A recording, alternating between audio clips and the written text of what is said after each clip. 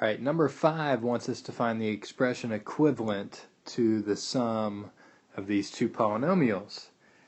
Now, be careful because this is an easier one. That's a plus sign, so we're just adding everything there. If that was a minus sign, we'd have to distribute that negative to every number inside.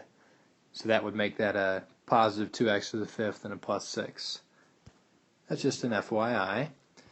So I'm going to line up my like terms, so the negative 2x to the fifth, I line up underneath the 3x to the fifth, then the minus 6 goes underneath negative 1, and now I'm just adding these, so negative 1 minus 6 is negative 7.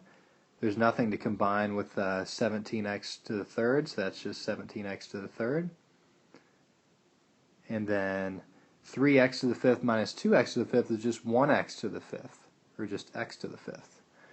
So it's x to the fifth plus 17x to the third minus 7, just be choice A. And I'm going to go ahead and show you one that's a little harder, because that one was pretty easy, I think.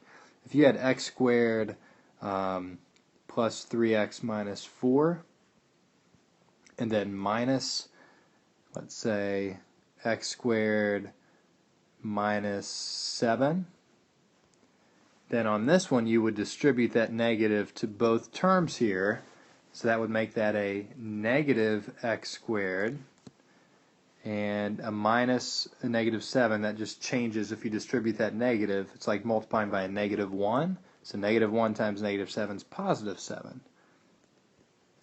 So we would just line up our like terms. Negative 4 plus 7 is 3, bring down the plus 3x, and then x squared minus x squared is nothing, so it would just be 3x plus 3 would be your final answer. So there's one that's a little more tricky just because you have the minus sign there. All right.